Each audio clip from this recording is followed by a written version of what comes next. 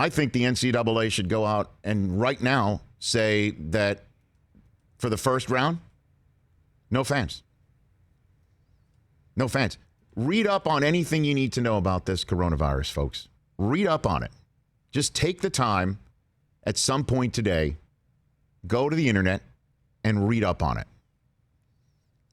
From any source that is talking to a doctor that is expert on this subject, okay? Just go and take the time. Just do a couple articles. And you'll understand that, yes, this virus, for many of us, knock on whatever this is, won't kill us. But many of us, if unchecked, untested and unchecked, we are going to get it. And we may be asymptomatic. We may not have any symptoms of it, but we can sure spread it to somebody who is more vulnerable than us. And if everybody gets it at once, or many of us get it at once, and many of us require medical attention, it is going to cause major issues in this country. And one way to prevent this from happening, economically and stressing out our healthcare system, one way that it can be done to prevent this is to stay away from large crowds and keep large crowds from convening in a closed environment. It's really that simple. To give it a try. Europeans are doing it right now. Major football, soccer matches are being held in empty stadiums. And I know that the NBA and I know that the NHL, Major League Baseball, and what Major League Soccer all made announcements to close their locker rooms to the media. To me, that's a good first step. But to keep the media and the players separate in a locker room, but let's bring 20,000 people into an arena, that's fine. I think it's an inevitable step. And I know many tennis fans out here in Palm Desert are upset about Indian Wells being canceled because everybody's feeling good. Everybody's feeling fine. Why are we doing this? We're doing this because some of us may have it in our system, and somebody who is vulnerable shows up and has a ticket next to you. You pass them a beer. Who the hell knows? So why aren't we taking these steps? And I'll ask Jeff Darlington. I know there's an owners meeting in the NFL in the state of, I think, in Florida coming up in a couple weeks. And the NFL says they're monitoring this. The draft is coming up in Vegas in 6 weeks. It's something to consider here until we know.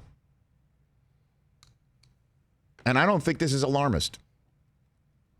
Would you be upset as a fan? And you call 844-204-RICH if you want to have this conversation today. I'm willing to do it.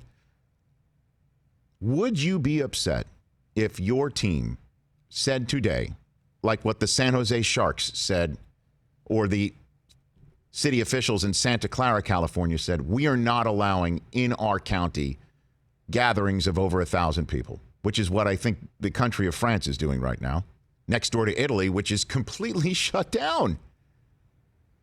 And so the county of Santa Clara said no gatherings over 1,000 people, which means there's 3 San Jose Shark games that are affected in the NHL. So Santa Clara is taking a step that the NHL is, I guess, not ready to take as a league.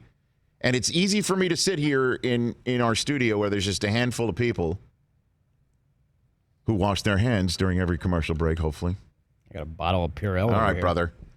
And it's got to have, by the way, over 60 to 70% of alcohol content for that to be at all useful.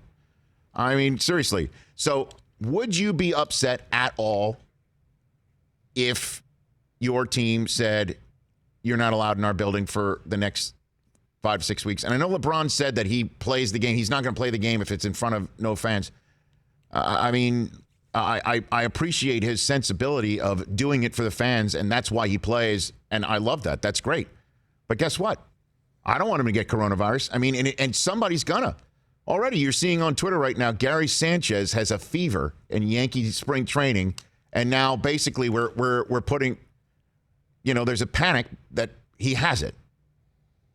which again, for him, may not be that significant. It would be particularly significant if that means the Yankees as a whole has to go into quarantine.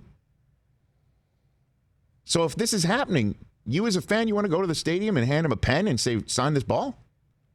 No, we don't know what this is, and we all don't know. The messaging has been way off from the top on down in this country. So would you as a fan be upset? I'd love to know. I, for one, wouldn't. Would it be a bummer if March Madness and this game comes down to it and there's a buzzer beater? I'd still get off the couch watching it, being excited. Would it be a bummer that there's no fans in the crowd going crazy? Of course. It's not the way we want this thing to go. But for a few weeks, can we handle it? If that means we're all not going to be in a situation where emergency rooms get totally overwhelmed, I think maybe as a country we can handle it. Maybe I'm wrong.